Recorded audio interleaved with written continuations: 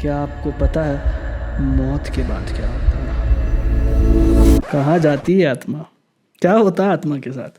तो इस वीडियो में हम उसी बारे में बात करेंगे। मैं अभी इन दिनों कुछ उपनिषद वगैरह पढ़ रहा था, तो एक कठोपनिषद है जिसके बारे में मुझे पता चला, तो I just wanted to share it with you guys. ये शायद, I am not sure, but जो उपनिषद के लिस्ट में आता है ये पहला उपनिषद है शायद।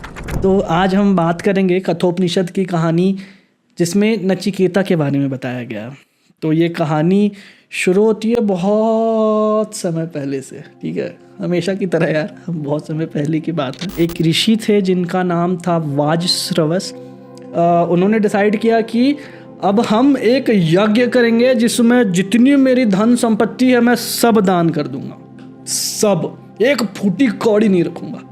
तो जब यज्ञ स्टार्ट होता है तो उनके बेटे जो रहते हैं वहाँ पे, और ये उनका बेटा कोई और नहीं, उनका बेटा ही नचिकेता है।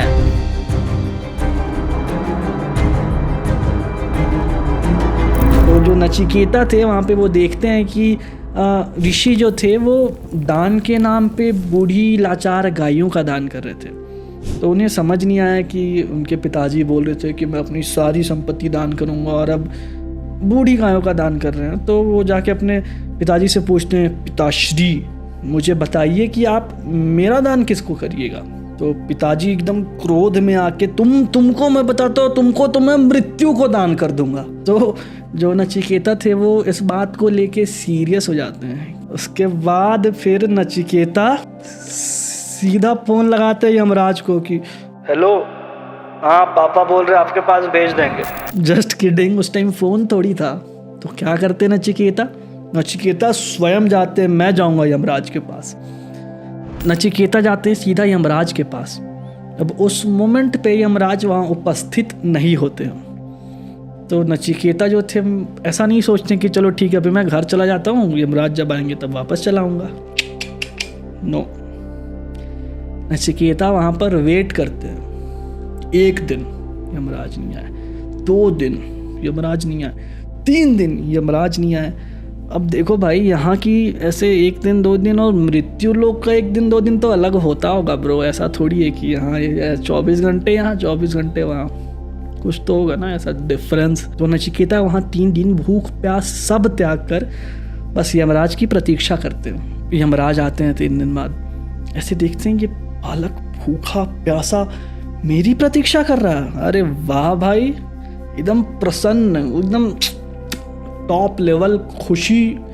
तो यमराज बोलते हैं, बालक देखो बात ऐसी है कि हम तुम्हारी प्रतीक्षा से हो गए हैं प्रसन्न, अब तुम मांगो 3 वरदान हम करेंगे पूरी। फिर नचिकेता मांगते हैं उनसे वही तथास्तु।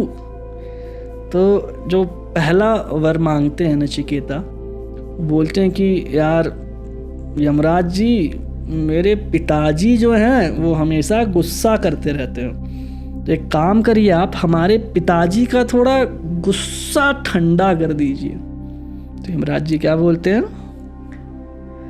तथास्तु।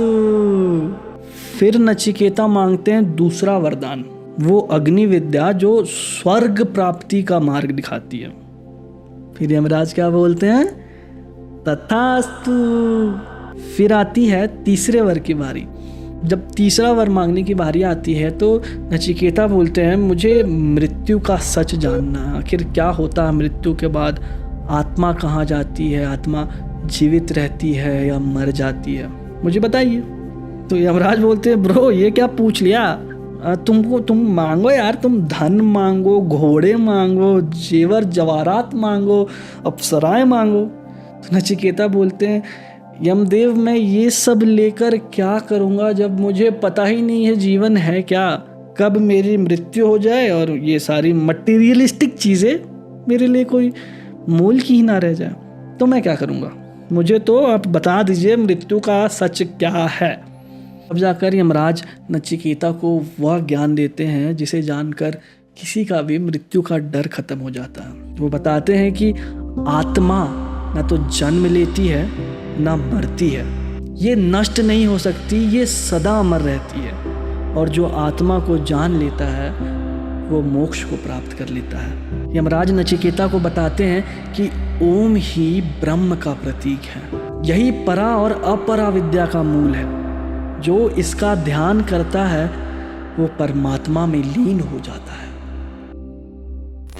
तो ये थी नचिकेता की कथा, एक बालक की कथा जो मृत्यु लोक जाकर यमराज से मृत्यु का सच पूछ कर आता है।